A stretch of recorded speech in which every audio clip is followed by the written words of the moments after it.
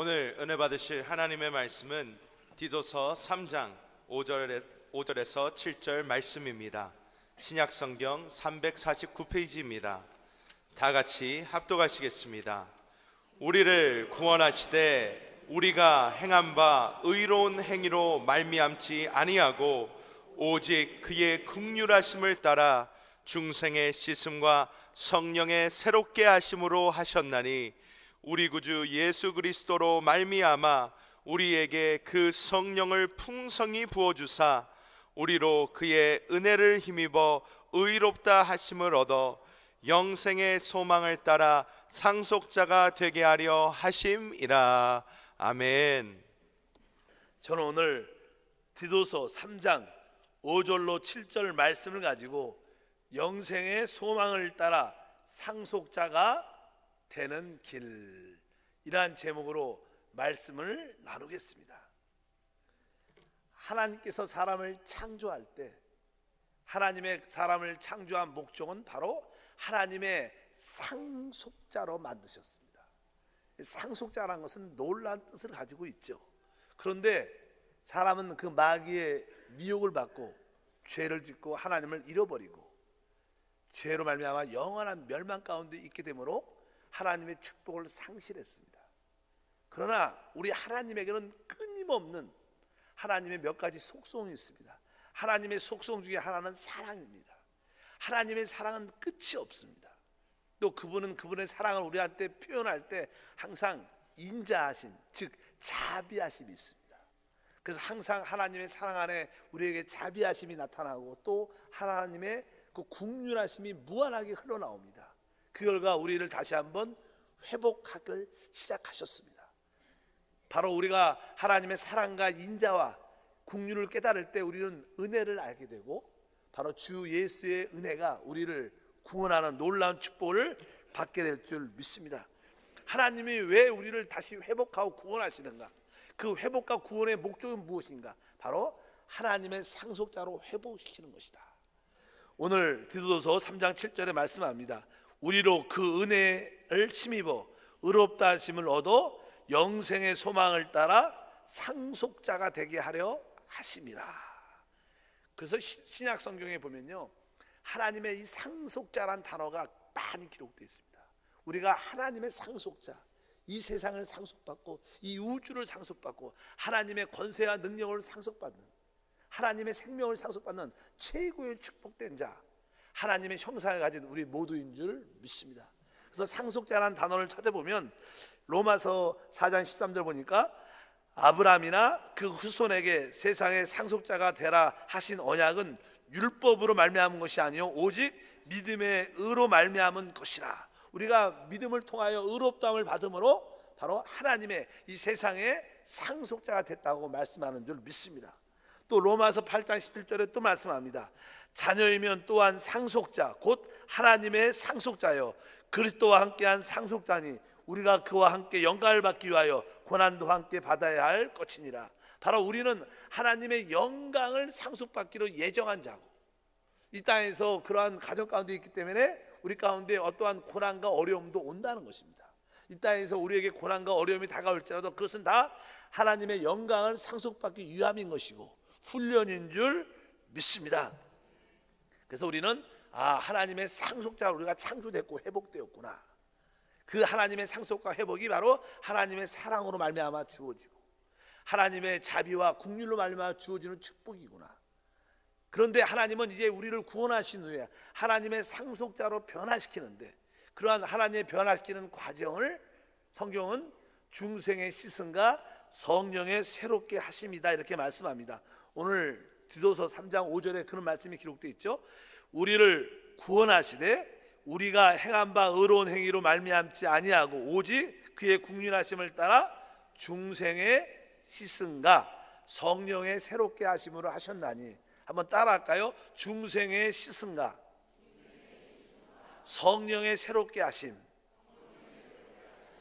이게 무슨 뜻이냐면요, 우리가 주 예수를 믿으면 우리는 거듭이 납니다. 하나님의 생명을 소유하게 됩니다. 그래도 여전히 우리는 타락한 옛사람의 문제가 많이 남아 있습니다. 그래서 이제 거듭난 후에 계속 중생의 씻음, 바로 우리 안에 옛사람에 속한 하나님의 상속자로 누리지 못하게 있어서 안 될 요소들을 다 씻어낸다는 것입니다. 그래서 중생의 씻음이 하나님 말씀과 성령을 통해서 계속 우리를 씻겨냅니다. 여러분들이 지금 구원 받았습니다. 오늘도 말씀으로 씻겨지고 또 예수의 피로 씻겨지고 성령으로 씻겨지는 줄 믿습니다. 그럴 때마다 우리 안에 옛사람의 요소가 다 비워지고 처리됩니다. 그러면 우리 안에 그 빈자리에 무엇이 들어와야 됩니까? 바로 하나님에게 속한 것이 들어와야 됩니다. 세상에 속한 것이 아니라 하나님께 속한 것이 우리 안에 부어줘야 되는데, 그것이 바로 성령의 새롭게 하십니다. 그래서 성령이 계속 우리 안에 부어지면서 이제 옛사람에 속한 것은 다 씻겨지고 그 자리에 하나님께 속한 것이 막 채워질 것입니다. 그럴 때 결국 우리는 하나님의 상속자로 준비돼서 이 세상뿐만 아니라 이 우주와 하나님의 권세와 능력과 영광을 상속받게 될 줄 믿습니다. 그래서 우리 모두는 하나님의 상속자. 그럼 우리가 이제 이 땅에서 하나님의 상속자로 준비되는 가정 가운데 있습니다. 우리가 이 땅에서 하나님의 상속자로 준비되는 그런 가정이 가운데 있으려면 우리가 이 땅에 사는 동안에 합당한 생활을 해야 됩니다. 올바른 생활을 해야 됩니다. 그러면 우리는 어떻게 합당한 생활을 해야 되는가? 보통 이 세상에서 하나님을 알지 못하는 사람들은 이 세 가지를 주의합니다. 첫 번째는 가정생활을 중요하게 여기죠. 이 가정생활이 잘 돼야 결국 국가가 강해질 수가 있어요. 그 다음에 두 번째는 이 사회생활을 강조하죠.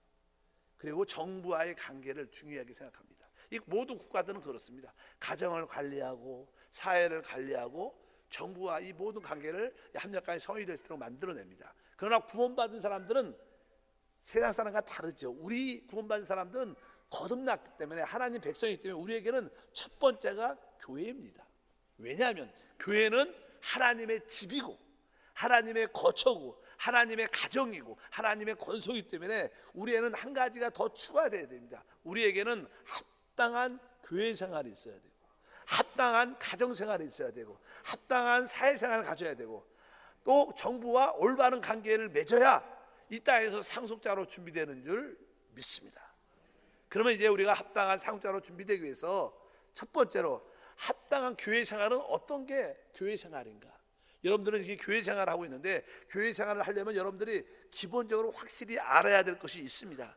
오늘 디도서 1장 1절에 이런 표현이 있습니다. 다 같이 읽어보면, 하나님이 택하신 자들의 믿음과 경건함에 속한 진리의 지식과, 여기 보니까 처음에 하나님이 택하신 자들의 믿음, 따라할까요? 하나님이 택하신 자들의 믿음.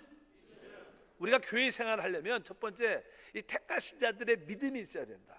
그러니까 이 뜻은 첫 번째로 하나님이 택하신 자, 하나님이 우리를 택했다는 것을 믿어야 된다는 거예요. 사실 우리가 하나님을 선택하지 않았습니다. 우리가 스스로 하나님께 나온 게 아니라 하나님이 우리를 부르셨고 하나님이 우리를 선택하셨기 때문에 우리가 이 자리에 있는 거예요. 하나님이 택하지 않으면 어떤 누구도 하나님 앞에 나오지 못하고 어떤 누구도 구원받지 못하고 교회 생활을 할 수 있지 않습니다. 성경의 택하심에 대해서 이렇게 말씀합니다. 에베소 1장 4절 읽어보니까 곧 창세전에 그리스도 안에서 우리를 택하사, 이렇게 말씀이 있어요. 창세전에 그리스도 안에서 우리를 택하셨다. 이 창세라는 것은 이 하늘과 땅이 만들어지기 이전에, 영원 전에 하나님이 여러분을 택하셨다는 거예요. 믿으시면 크게 아멘. 우리는 이 말에 감동이 있어야 돼요. 아, 하나님이 이 하늘과 땅을 창조하기 영원 전부터 나를 택하셨구나. 여러분, 하나님이 택하셨는데 우리가 실패할 수 있겠습니까? 여러분, 실패할 수 없어요. 이 땅에 살면서 종종은 여러 가지 질병이나 연약함이나 사업의 실패와 가정의 사랑과의 문제 때문에 절망적이고 실패하는 것처럼 보일 수는 있어도 결국 그 모든 것이 협력하여 성이 돼서 하나님의 상속자로 준비되는 겁니다. 실제로는 훈련되는 겁니다. 그래서 여러분들이 하나님 나를 창세전에 선택했구나, 나는 실수할 수도 없고 실패할 수도 없고 나는 승리할 수밖에 없다, 그런 확신의 믿음이 있어야 돼요. 그래서 여러분 두려워하지 말고 항상 강하고 담대하기를 축복합니다. 오늘 또 우리 믿음에는요, 두 번째, 그래도 아까 사람이 타라 그랬죠. 그런데 하나님의 사랑과 긍휼과 자비가 있기 때문에 하나님은 우리를 그 아들 예수를 통해서 우리에게 그 모든 죄에서 구속, 속량, 제사함을 주신 줄 믿습니다. 우리는 예수 피로 제사함 받았다, 이런 확신이 있어야 돼요. 그것이 우리의 믿음인 줄 믿습니다. 에베소 1장 7절 읽어보니까 우리는 그리스도 안에서 그의 은혜의 풍성함을 따라 그의 피로 말미암아 속량 곧 제사함을 받았다. 우리가 교회 생활하려면 어떠한 믿음이 있어야 되냐? 하나님 나를 선택하셨고 내가 예수 피로 제사함 받았다, 여기에 대한 확신이 있어야 돼요. 여러분, 제사함 받음을 믿으시면 크게 아멘. 여러분들이 어떠한 죄를 졌을지라도 자백하면 그 피가 우리를 아주 깨끗하게 정결케 하신 줄 믿습니다. 주 예수를 믿는 모든 사람들은 과거와 현재와 미래의 모든 죄가 청산됐습니다. 하나님의 자녀가 된 줄 믿습니다. 그래서 어떤 믿음, 교회 생활은 바로 내가 예수표로 제사함 받았어, 이런 확신이 있어야 됩니다. 또 믿음 중에 또 세 번째 요소는 바로 우리가 제사함 받고 그 결과 우리는 예수님을 영접하게 됩니다. 신앙, 믿음이라는 것은 영접, 내 안으로 받아들이는 것입니다. 요한복음 1장 12절 읽어보니까 영접하는 자, 곧 그 이름을 믿는 자들에게는 하나님의 자녀가 되는 권세를 주셨다. 그러니까 여기 보면 믿는 자는 어떤 사람이냐? 영접한 자라는 거예요. 바로 우리는 살아계신 그리스도를, 부활하신 그리스도 예수를 우리 안으로 영접했어요. 그것이 믿음인 줄 믿습니다. 이제 그 영접된 예수가 내 안에 계시다는 거예요. 그래서 여러분들은 이제 주님이 내 안에 계시고 나도 주님 안에 있다. 나는 주님과 하나다. 나는 주님과 연합됐다. 이것이 우리의 교회 생활이에요. 이것이 믿음 생활인 줄 믿습니다. 여러분들이 이제 하나님의 상속자로 이 땅에서 합당한 생활을 해야 되는데 교회 생활은 다른 것이 아닙니다. 하나님 나를 선택하셨고 내가 제사함 받았고 바로 나는 예수님을 내 안에 영접했고 나는 이제 주님과 하나입니다. 뻔뻔할 정도로 여러분들 이것을 믿으셔야 돼요. 어떤 사람이 어떤 이야기를 해도 주 예수를 믿으면 하나님이 나와 함께 하셔, 내 안에 계셔, 이렇게 담대하게 말할 때 그것이 믿음입니다. 성경은 요한복음 14장 16절에 그 말씀을 강하게 언급합니다. 다 같이 읽어보니까 그가 또 다른 보혜사를 너희에게 주사 영원토록 너희와 함께 있게 하리니 그는 진리의 영이라. 그날에 내가 아버지 안에 너희가 내 안에 내가 너희 안에 있는 것을 너희가 알리라. 이것은 바로 예수님이 십자가에서 죽으시고 이제 부활하셔서 성령으로 우리 안에 오시는 날을 말합니다. 우리가 주 예수를 믿는 그날 성령이 우리 안에 오심으로 말미암아, 진리의 영이 오심으로 말미암아 바로 우리 주님은 하나님 안에 계시고 우리 주님은 우리 안에 계시고 우리는 주님 안에 있다. 이것이 우리의 진짜 믿음이에요. 여러분들이 그런 믿음을 갖기를 축복합니다. 그러면 하나님의 상속자로 준비되는 그런 사람이 나타날 것이다. 또 우리에게는 어떠한 믿음이 있어야 되냐면 그 다음에 아까 디도서 1장 1절에 하나님이 택하신 자들의 믿음과 경건함에 속한 진리의 지식. 진리의 지식. 우리는 참된 진리의 지식을 가져야 돼요. 성경에서 핵심적인 요소는요, 사실 그리스도와 교회입니다. 왜 이 교회라는 단어가 왜 중요하냐면 이 교회를 통해서 하나님의 영광을 드러낼 수 있기 때문에. 성경은 아주 멋진 말이 기록되어 있는데 성경에 어떤 말씀이 기록되어 있냐면 하나님의 비밀, 이런 표현이 기록되어 있어요. 한번 읽어볼까요? 골로새서 2장 2절을 읽어보니까 이는 그들로 하나님의 비밀인 그리스도를 깨닫게 하려 함이라. 하나님의 비밀이 뭐예요? 그리스도라는 거예요. 여러분들이 예수 그리스도를 알면 하나님을 아는 것이고 하나님을 본 자가 되는 거예요. 하나님은 그리스도를 통해서 우리에게 나타나십니다. 여러분 모두가 하나님을 만난 줄 믿습니다. 왜? 하나님의 비밀인 그리스도를 알았기 때문에 하나님을 본 자고. 또 성경에 보면 이런 표현이 기록되어 있어요. 에베소서 3장 4절 읽어보니까 그것을 읽으면 내가 그리스도의 비밀을 깨달은 것을 너희가 알 수 있으리라. 여기에는 또 뭐라고 나와요? 그리스도의 비밀을 깨달은 것을. 그리스도의 비밀이 무엇이냐? 에베소에서는 바로 그것이 교회다, 이렇게 말했습니다. 그러니까 여러분들은 참된 진리의 지식을 알아야 되는데 그 참된 진리가 뭐냐?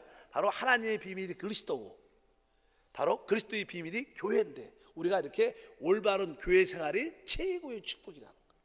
이것을 아는 게 진리의 지식을 아는 겁니다. 이것을 알아야 우리가 올바른 교회 생활을 하게 되는 것입니다. 그리고 하나님은 이 생활을 통해서 우리에게 영생의 소망을 주셨고 이 영생의 소망을 만나는 자들에게 전도로 나누어 주는 겁니다. 그래서 뒤에 써 있죠. 우리 디도서 1장 2절과 3절에 보면 영생의 소망을 위함이라 이 영생은 거짓이 없으신 하나님의 영원전부터 약속하신 것인데 자기 때 자기 말씀을 무엇으로 나타나요? 전도로 나타내셨으니 하나님이 우리에게 영생의 소망을 주셨습니다. 이 땅의 사람들은 소망이 필요한데 우리에게 영생의 소망을 주셨는데 그 영생의 소망을 우리는 이미 받은 겁니다. 근데 이 놀라운 영생의 소망을 남들에게 전해주는데 무엇으로? 우리 입의 전도를 통해서. 여러분들은 여러분이 가까운 가족, 지인들, 사랑하는 사람들, 가까운 사람들에게 이 전도로 이 영생의 소망을 전하는 것이 교회 생활이다. 이것을 해야 여러분들이 하나님의 상속자로 준비되고 훈련되어지는 것이다. 그것을 깨닫기를 주의 이름으로 축복합니다. 그래서 우리에게는 하나님의 상속자로 첫 번째 올바른 교회 생활. 그렇다면 여러분들 올바른 교회 생활 하고 있으십니까? 꼭 하시기를 주의 이름으로 축복합니다. 두 번째로 우리는 합당하고 올바른 가정 생활을 해야 됩니다. 이제 하나님의 상속자로 준비되는 가정 가운데 가정 생활을 잘 해야지 상속자로 잘 준비가 되어오는 것입니다. 우리의 가정 생활에서 핵심적인 것은 이제는 남편과 부부의 관계죠. 오늘은 뭐 가정의 달이 아니니까 그런 이야기를 하지 않겠지만 간단하게 우리 남편들은요 아내를 사랑해야 돼요. 성경은 이렇게 기록되죠. 예수님이 자기가 죽기까지 교회를 사랑하셨다 표현해요. 예수님이 죽으심으로 교회를 살리신 거예요. 교회를 회복하신 거예요. 그러니까 그만큼 사랑했다는 거예요. 그러니까 남편은 아내를 목숨처럼 사랑해야 하는 게 가정생활이에요. 남편들 크게 아멘 하시길 바랍니다. 그 남편은 아내를 진짜 사랑해야 돼요. 그렇다면 아내는 바로 그 남편의 말씀에 순종하고 순복하는 것이 교회 생활입니다. 가정 생활. 그리고 이제 또 자녀를 낳으면 부모는 자녀를 아주 기쁘게 잘 양육하는, 말씀으로 잘 양육하는 게 가정 생활이고, 자녀들은 부모님을 잘 공경을 하는 것입니다. 잘 섬기고 잘 공경할 때 그것이 올바른 그러한 가정 생활을 통해서 하나님의 상속자로 준비되는 가정 가운데 있다. 근데 사실 남편이 아내를 목숨을 다하여 사랑하고 아내는 복종하고 자녀는 부모님을 진심으로 공경하고 또 부모는 자녀를 노엽지 않도록 잘 양육하려면 우리 힘으로 그것이 잘 안 됩니다. 그러기 위해선 그런 가정생활이 잘 되도록 어떤 공급이 필요해요. 공급이. 그 공급이 무엇이냐? 일반적으로 우리가 가정생활에서 가장 중요한 것은 대화예요. 대화. 보통 그냥 식사할 때 대화를 하지 않습니까? 대화가 참 중요한, 대화는 언어, 말을 하는 거예요. 여러분들이 올바른 말을 하는 것이 가정생활의 가장 중요한 요소인 것을 기억하시길 바랍니다. 그래서 성경에서는 그 가정생활을 위해서 이렇게 말씀합니다. 디도서 2장입니다. 이제는 1절과 2절 읽어보니까 오직 너는 바른 교훈에 합당한 것을 말하여 절제하며 경건하며 신중하며 믿음과 사랑과 인내함에 온전하고, 여기 보면 오직 너는 바른 교훈에 합당한 것을 말하며, 한번 따라할까요? 너는 바른 교훈에 합당한 것을 말하며. 그러니까 바른 교훈, 이런 단어, 바른. 원래 바른이란 단어가요 헬라어로 원래 언어에 보면 건강한이란 단어, 정확하게 번역을 우리 한국말로 바른이라고 썼지만 원래는 건강한 교훈을, 건강한 말을 하라, 이런 뜻입니다. 건강한 말. 보통 우리가 요즘에 교회에 관심 있는 사람들 기독교 방송이나 영적인 서적을 읽으면 건강한 교회, 이런 단어를 많이 들어요. 건강한 단어. 왜? 교회는 생명에 가는 거예요. 가정도 생명에 가는 겁니다. 알다시피 우리 가정은요, 우리 모든 가족들이, 자녀들이 어떻게 건강하게 자라는 것이 목적이에요. 그러나 학교는 뭐예요? 지식을 가르치는 거예요. 근데 사실은 지식만 가르치는 것이 학교가 아니죠. 학교는 지식에 사람들의 인격을 가르치는 곳인데 한국은 대학 입시, 취업 이런 거에 몰두하다 보니까 인격이 많은 문제를 갖게 되죠. 대학교를 졸업해도 한국의 교육의 문제가 그런 거가 있어요. 그러나 원래 가정은 바로 지식이 아니라 잘 건강하게 자라는 게 목적이에요. 교회도 마찬가지예요. 성도들이 어떻게 돼야 돼요? 성경 지식을 많이 아는 게 아니라 영적으로 건강해져야 되는 거예요. 그래서 오늘 말씀에 있는 것은 너는 건강한 말을, 건강한 가르침이 필요하다는 거예요. 영적으로 성숙해져야 된다는 거예요. 그래서 2장 8절에도 동일한 말씀입니다. 읽어보니까 책망할 것이 없는 바른 말을 하게 하라. 이는 대적하는 자로 하여금 부끄러워 우리를 악하다 할 것이 없게 하려 함이라. 그러면서 여기 보면 책망할 것이 없는 바른 말을 하라. 여기도 바른이라는 단어 나오는데 이것이 뭐예요? 건강한 말. 그러니까 여러분 가정에서 올바른 가정생활이 되려면 서로에게 뭐가 있어야 돼요? 건강한 말이 있어야 돼요. 여러분 가정에 건강한 말 쓰기를 주로 축복합니다. 건강한 말은 남들을 살리고 회복하는 말이에요. 항상 건강한 말을 해야 돼요. 우리 자녀들이, 우리 부모들이, 배우자들이 더 이렇게 기쁨을 얻고 활력이 있고 활성화되고 기뻐하고 자유하는 그러한 축복된 말들을 해야지 진짜 가정생활이 잘 되는 거다. 믿으시면 아멘. 그래서 가정에는 어떤 건강한 말이 넘쳐날 때 부부관계나 부모와의 관계나 모든 관계가 잘 이루어질 수 있다. 그래서 보통 그냥 건강한 말은 사실은 영적인 말이죠. 그러나 우리가 일반적으로 하는 말 중에서 가장 중요한 말은 우리가 서로 가족끼리도 이렇게 칭찬을 많이 해줘야 돼요. 사람은요, 칭찬에 사람이 많은 안에 있는 내부적인 어떠한 동기와 또 내부적인 어떠한 잠재 능력이 흘러나올 수가 있어요. 그래서 칭찬을 해줘야 되고 항상 격려해주는 말이 필요해요. 그리고 우리가 나는 가정에서 살다 보면요, 실수하고 잘못을 합니다. 그럴 때 솔직하게 그 잘못한 것을 인정하는, 사과하는 말을 꼭 배워요. 그것이 건강한 말이에요. 여러분 가정에 어떤 말이 있어야 돼요? 바로 칭찬의 말이 넘쳐야 되고 격려의 말이 넘쳐야 되고 또 한편적으로 내가 잘못했을 때 사과를 인정하는 그런 말들이 있어야 돼요. 그럴 때 가정에 건강한 말, 바른 말이 있게 되고 그 가정에 축복이 있게 되고 그것이 하나님의 상속자로 이루어진 놀라운 축복이 함께할 줄 믿습니다. 여러분 가정에 어떤 말이 있어야 돼요? 건강한 말이 있기를 원합니다. 우리 모두가 스스로 먼저 내 자신이 내가 우리 가족들에게 먼저 항상 건강한 말을 해야겠다. 한번 따라합니다. 내가 먼저 건강한 말을 내가 먼저 건강한 말을 하길 축복합니다. 세 번째로 이제 우리는 사회생활이 중요하죠. 사회생활. 우리는 이 땅에서 또 생존해야 되니까 또 직장도 다니고 사업도 하고 사람과의 관계를 맺어야 되기 때문에 사회생활이 아주 필요합니다. 그러면 우리는 믿는 사람으로서 사회 제도에 대해서 어떻게 인식을 해야 될 것인가. 요즘에 나라가 어려우니까 이 사회 제도에 대해서 종종은 이렇게 정부에 대해서 많은 갈등을 있는 분들이 참 많아요. 야, 내가 믿는 사람도 어떻게 표현해야 하고 행동해야 될 것인가. 사실은 우리는 우리 믿는 사람들이니까 입장이 좀 다르죠. 성경적으로 우리가 어떻게 해야 될 것인가. 우리는 합당한 사회생활을 가져야 되는데 보통 우리 직장이나 사업장에서 가장 큰 문제가 노사 문제죠.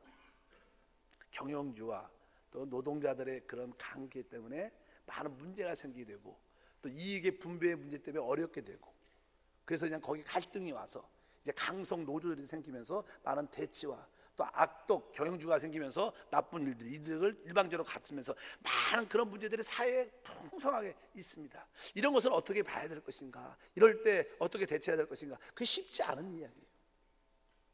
사실 이 땅에서 나는 초대교회 사도 바울이 사역할 때 이 세상에서 가장 나쁜 제도가 하나 있었는데 그게 노예제도예요. 노예제도.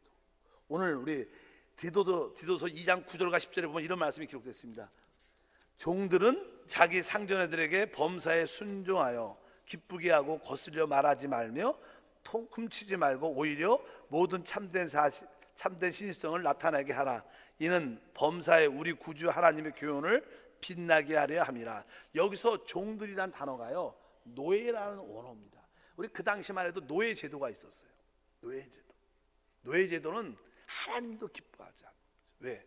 원래 사람의 신분은요, 위치가 통치하고 다스리고 누리는 사람의 존재입니다. 근데 사람이 그런 하나님이 창조한 그 위치가 아니라 종이 되었고, 노예라는 것은요, 자기의 어떤 신분이나 권리와 자유가 없죠. 그 당시만 해도 노예는요, 하나의 물건에 취급돼 갖고 물건처럼 팔리고 주인이 자기 마음대로 죽일 수도 있고 살릴 수도 있고 아무런 그냥 일반적인 문제, 물건 이해 더 이상 이하도 아니었습니다. 어쩌면 물건보다 더 귀하게 여기지 않았어요.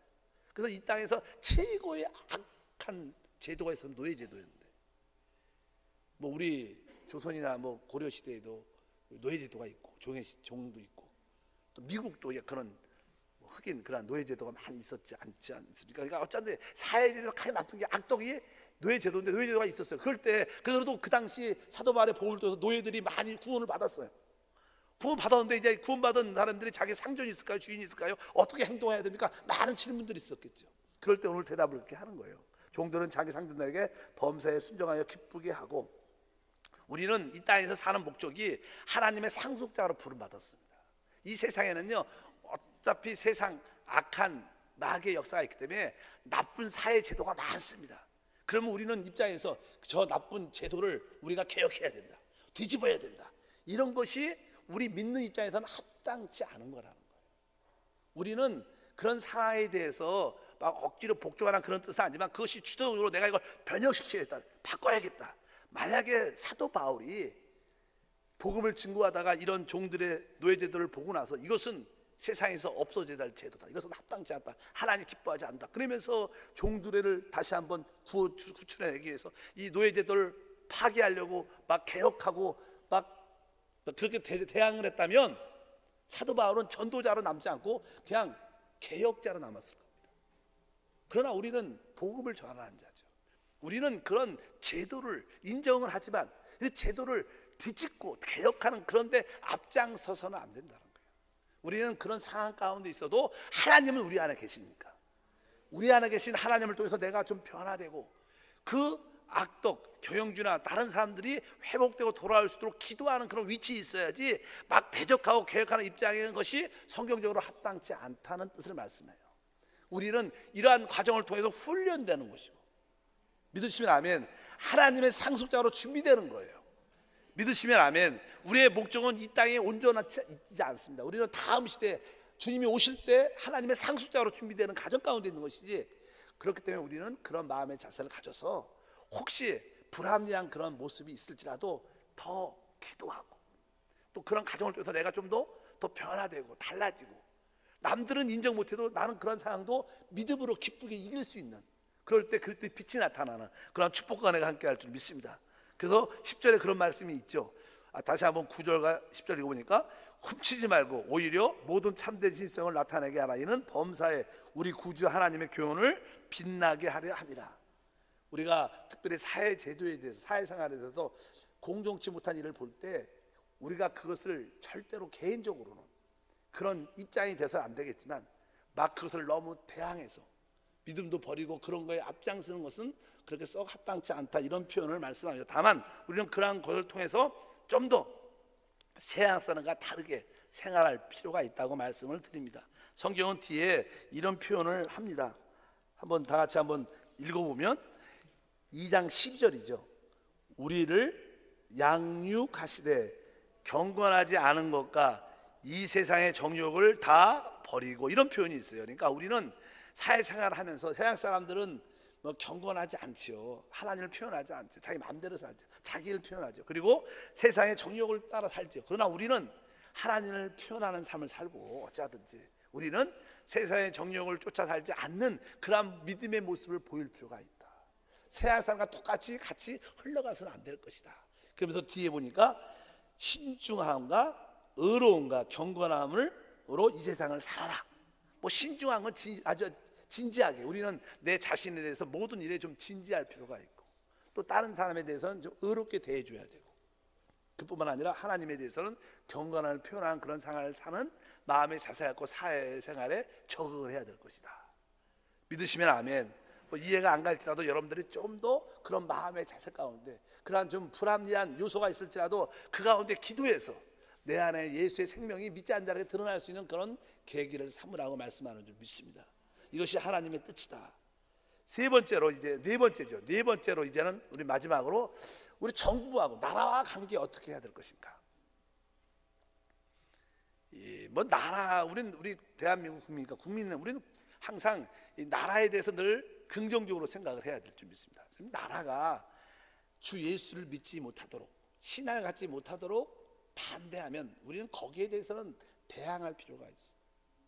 그래서 옛날에 우리 남북도 이제 하나님 종교를 말살하니까 북한에서 많은 분들이 내려왔죠, 남한으로. 왜? 신앙의 자유를 찾아서. 한때는 영국에도 참된 믿는 자들이 핍박을 많이 받았기 때문에 그들도 메이플라워를 타고 신대륙으로 가서 미국을 발견해서 미국을 그들이 시작을 했어요. 뭐 원주민도 있었지만 이렇게 신앙을 반대한다면 우리는 그 나라를 떠날 필요는 있다는 생각은 가져야 돼요. 우리의 첫 번째는 신앙입니다. 그렇지 않다면 우리는 정부의 모든 권세에 기쁨으로 순복하는 마음이 필요해요. 성경은 이렇게 기록합니다. 디도서 3장 1절 읽어보니까 너는 그들로 하여금 통치자들과 권세 잡은 자들에게 복종하며 순종하며 모든 선한 일을 행하기를 준비하게 하며, 여기서 나는 사도 바울이 디도라는 목사에게 말하는 거예요. 바울이 디도 목사야, 너는 성도들에게 이렇게 가르쳐 줘야 된다. 어떻게 가르쳐 줘야 되냐면 바로 통치자들과 권세 잡은 자들에게 복종하고 순종하게 만들어야 돼. 이건 다른 것이 아니라 모든 세상의 권세는 사실 그 배후에 하나님이 있음을 기억해야 돼요. 뭐 저 사람이 대통령이 됐다, 뭐 시장이 됐다, 어떤 권세자가 됐다, 그것이 자기가 뭐 속이고 어떻게 된 것처럼 보여도 결국 세우신 분은 하나님이라는 거예요. 우리 그것을 왜? 이 세상의 주인은 하나님이시니까 그것을 인정할 필요가 있다, 그렇게 말씀하면서 로마서 13장 1절과 2절 읽어보면 각 사람은 위에 있는 권세들에게 복종하라. 권세는 하나님께로부터 나지 않음이 없나니 모든 권세는 다 하나님께서 정하신 것이라. 그러므로 권세자를 거스린 자는 하나님의 명을 거스리니 거스린 자는 심판을 자체하리라. 그러면서 우리는 웬만하면 정부의 권세를 인정해야 되고 그 위정자들에서 기도해주고 그들을 따르고 그런 모습이 합당한 마음의 자세인 걸 믿습니다. 그렇지 않고 우리가 정부를 반대하고 대적하고 이런 것들이 성경적으로는 합당치 않다. 결국 주님이 다시 오실 때 주님이 이 땅을 다시 세울 겁니다. 믿으시면 아멘. 결국 시간이 지나면 뭐 중국도 사라지고 러시아도 사라지고 한국도 사라지고 다 일본도 사라질 겁니다. 주님의 나라만 남습니다. 나중에 우리는 그 나라를 기대하는 게 우리의 신앙의 모습이라는 거예요. 그러나 주님이 다시 오실 때까지 일단은 나라에 세운 권세들에게 복종하는 자세를 갖는 것이 합당한 우리의 마음의 자세다. 그러면서 우리가 신앙생활을 잘할 수 있도록 그 정치자들과 위정자들, 권세자들을 위해서 기도하는 것이 올바른 신앙의 자세라고 오늘 성경에 말씀하는 줄 믿습니다. 근데 우리 나라가 대통령이 정치 위정자들이 문제가 많아 이렇게 생각을 많이 하잖아요. 많은 사람들이. 세상 사람들은 분이 나고 억울해서 견딜 수가 없는 거예요. 그럴 수 있죠. 예를 들어서. 그러나 우리는 견딜 수 있는 힘이 있어요. 왜? 우리는 하나님의 사랑을 받았기 때문에 그것을 이길 수 있는 힘이 우리 안에 있습니다. 우리는 하나님의 은혜를 받았기 때문에 하나님의 성령을 받기 때문에 견딜 수 있는 힘이 없어요. 세상 사람들은 그것을 참아낼 수 있는, 그것이 사실이든 아니든 간에 참을 수 있는 힘이 별로 없어요. 막 분이 나죠. 그러나 우리는 그것을 이길 수 있는 은혜가 있다는 거예요. 성경은 분명히 말씀합니다. 디도서 3장 4절과 6절에 보니까 우리 구주 하나님이 자비하신가 사람 사랑하심을 나타낼 때 이렇게 말씀했어요. 그러니까 하나님이 우리에게 자비와 또 사랑하심을 나타낸다. 또 우리 구주 예수 그리스도로 말미암아 우리에게 성령을 부어주사, 이렇게 하나님의 자비도 부어주시고 하나님의 사랑도 부어주시고 성령도 우리에게 공급하심이 있기 때문에 조금 이해가 안 가도 우리는 그것을 이길 수 있는 거예요. 그래서 더 기도해주고 더 축복해주고 더 인정해주는 그런 마음의 자세로 우리 모든 국민들이 하나 될 수 있도록 달려가는 것이 우리의 자세일 줄 믿습니다. 그럴 때 결국 우리는 하나님의 상속자로 훈련되는 것이다, 이렇게 말씀하는 것을 믿으시기를 바랍니다. 우리는 하나님의 상속자로 창조되었고 한때는 그것을 잃어버렸지만 하나님이 그것을 회복시켜 주셨어요. 이제 우리는 그 하나님의 상속자로 준비되는 가정 가운데 있는데 그러려면 올바른 교회 생활을 가져야 돼요. 올바른 가정 생활을 해야 돼요. 올바른 사회생활을 가져야 되고 또 올바른 정부와의 관계를 좋게 관계를 맺어야 된다는 거예요. 그래야 우리가 이러한 가정을 통해서 좋은 상속자로 훈련되는 줄 믿습니다.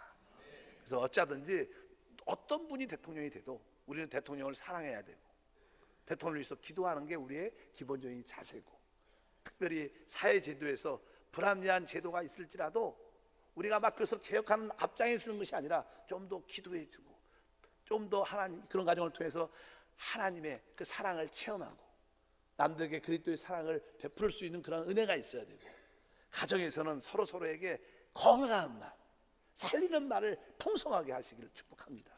그리고 우리 교회에서 가장 중요한 아까 몇 가지 믿음에 대해서 확신을 갖기 바랍니다. 하나님 나를 선택하셨어. 난 제산 받았어. 예수의 피. 성령이 내 안에 계셔. 나는 주님과 한 영이 됐어. 나는 승리할 수밖에 없어. 그런 믿음을 갖고 인생을 사시면 하나님의 영광을 우리 모두가 보게 될 줄 믿습니다. 기도하겠습니다. 하나님 감사합니다. 우리 모두는 하나님의 상속자로 부름을 받았습니다. 지금 이 땅에서는 하나님의 상속자로 훈련되고 준비되어 있는 가정 가운데 있습니다. 이런 훈련과 준비가 바로 올바른 교회 생활이요, 올바른 가정 생활이요, 올바른 사회 생활이요, 올바른 정부와의 관계인 줄 믿습니다. 우리가 이러한 올바른 관계를 맺음으로 잘 훈련되고 잘 준비되게 도와주셔서 하나님의 나라를, 이 세상을, 하나님의 권세와 능력을, 영광을 상속받는 일꾼으로 세워주도록 축복해 주옵소서. 예수 이름으로 기도함나이다.